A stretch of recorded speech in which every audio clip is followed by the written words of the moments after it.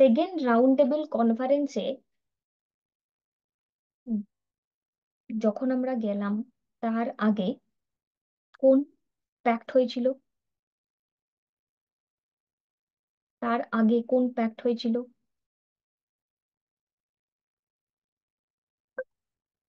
Gandhi Irwin pact.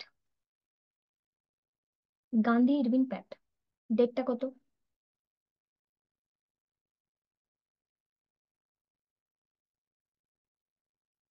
5 March 1931।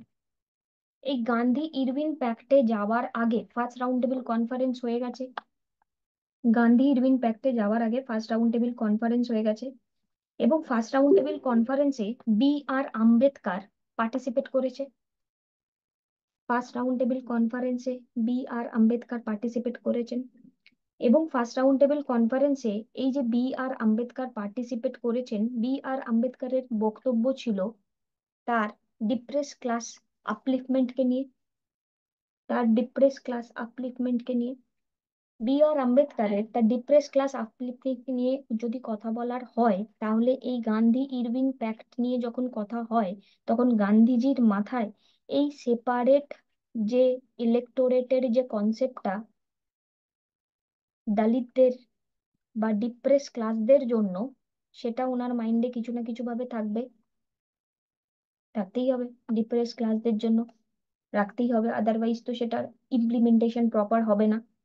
So এখানে Gandhi Irvine প্যাক্টে যাই হোক না কেন, সেখানে সিভিল ডিসোবিডিয়েন্স মুভমেন্ট নিয়ে whatever the thing happen there, but after second round table conference, after second round table conference এটা clear ছিল যে ব্রিটিশরা আমাদের জন্য নয়, বা ব্রিটিশরা আমাদেরকে যেটা দেবে বলছে, British policies are not, British policy যেগুলো তারা বানাচ্ছেন, British policies wire not fruitful to the Indians.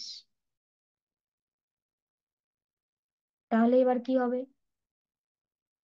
এটার জন্য সেকেন্ড রাউন্ড টেবিল কনফারেন্সের পরে সেকেন্ড রাউন্ডের CDM চালু হয়েছিল।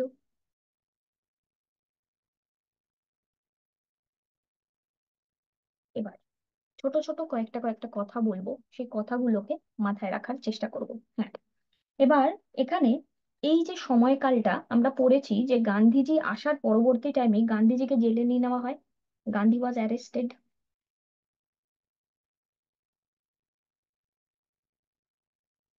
এবার গান্ধীজি যখন অ্যারেস্ট হয়ে গেলেন, গভর্নমেন্টের তরফ থেকে বিভিন্ন জায়গায় কি করা হবে ওই মোমেন্টে?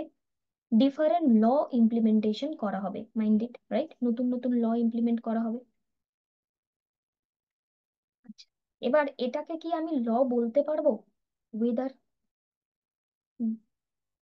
দে will be called as law? No. Why? Why? Q Y?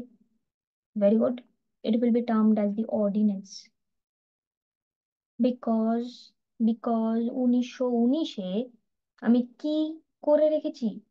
প্রভিন্সদেরকে পাওয়ার দিয়ে রেখেছি। Provinces were powerful. Where? In law making process. কি জানো তো? তো প্রভিন্সরা এই ল মেকিং প্রসেসে পাওয়ারফুল হয়ে রয়েছে। Because of what? Law making প্রসেসে প্রভিন্সরা পাওয়ারফুল হয়ে রয়েছে বিকজ অফ, এখানে আমরা কন্টিনিউয়াস বেসিসে বলে রেখেছি যে এই যে ল মেকিং প্রসেসটা রয়েছে, এখানে আমার রিপ্রেজেন্টেটিভ গভর্নমেন্টকে নিয়ে ফার্স্ট টাইম কথা বলা হয়েছিল না? হুম। এবার এই রিপ্রেজেন্টেটিভ গভর্নমেন্টকে নিয়ে যে ফার্স্ট টাইম কথা বলা হচ্ছে, এই রিপ্রেজেন্টেশনটা, তাহলে আমি ল বানাতে পারি না? পারি না। তাহলে আমি কি বানাতে পারি? আমি অর্ডিন্যান্স বানাতে পারি।